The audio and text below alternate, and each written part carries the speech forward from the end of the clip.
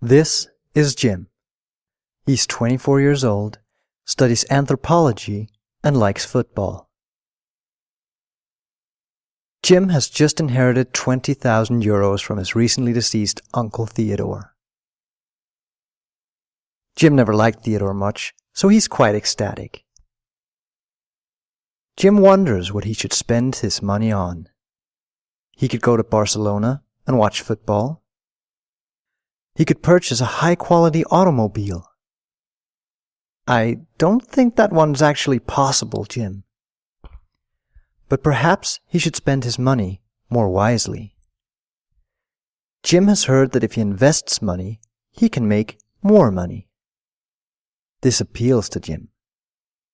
But Jim doesn't know the first thing about investing. He asks his girlfriend, but she's never invested before. He then asks his best friend, but he's never invested either. But he suggests that Jim look on the internet. Jim goes online and searches for investment opportunities. But all of the websites he finds are very complicated and feature lots of strange ratios.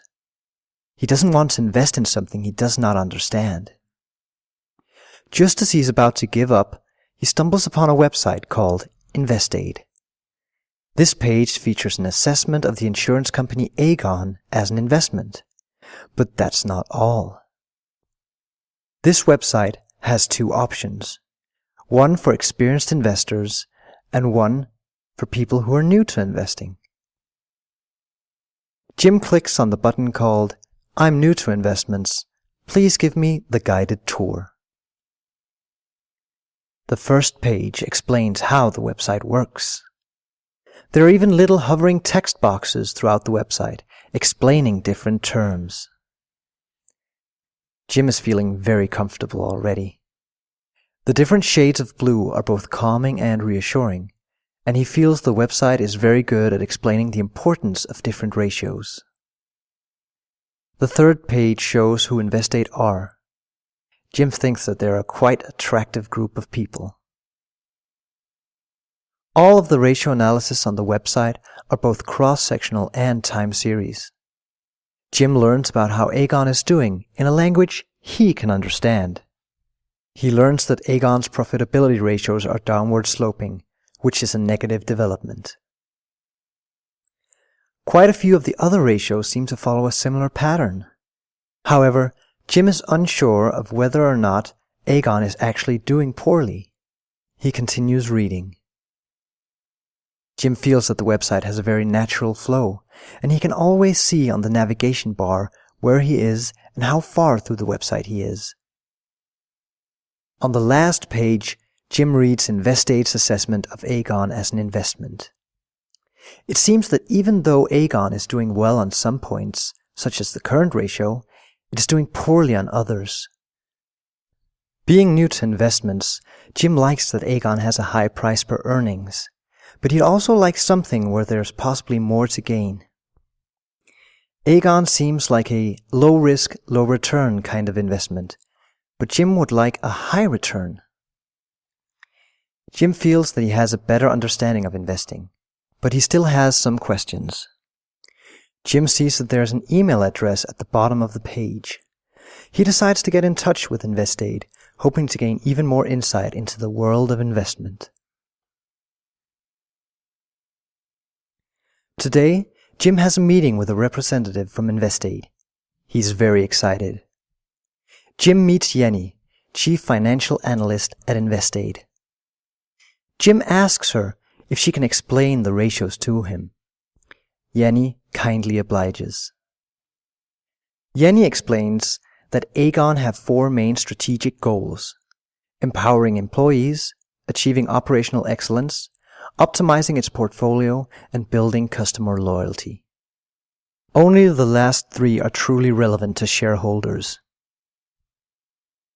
She also explains that according to Standard & Poor's, an American financial research company, Aegon has a credit rating of AA-, which is considered fairly high. Jenny explains that even though a company may look like it is doing well, it is important to compare to the industry standards. Aegon, Jenny explains, has not been reaching its strategic goals. Aegon has not achieved operational excellence. This is shown by, amongst other things, the gap between its days trade payables and its days trade receivables. Likewise, the decreasing sales revenue to capital employed shows that they have not been very adept at optimizing their portfolio. The only goal that Aegon could be seen as reaching is enhancing customer loyalty by having extended periods for customers to pay. But all in all, Aegon is not doing well.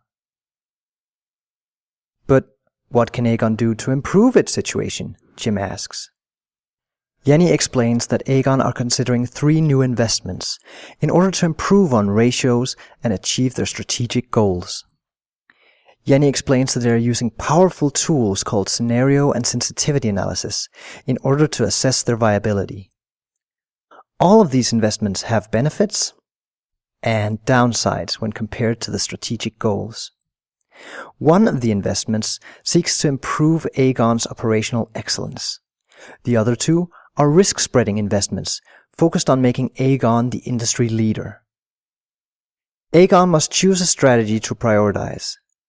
This all boils down to how risk-averse they are.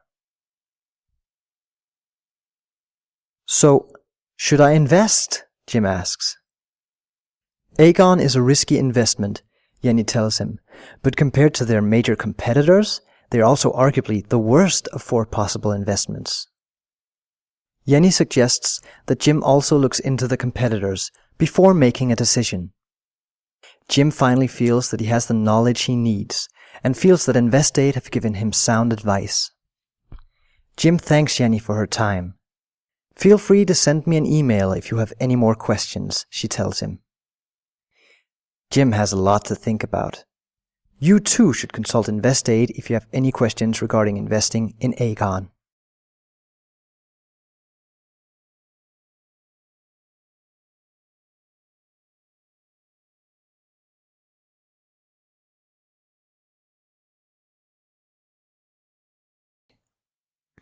Jim wonders what he should do with his money.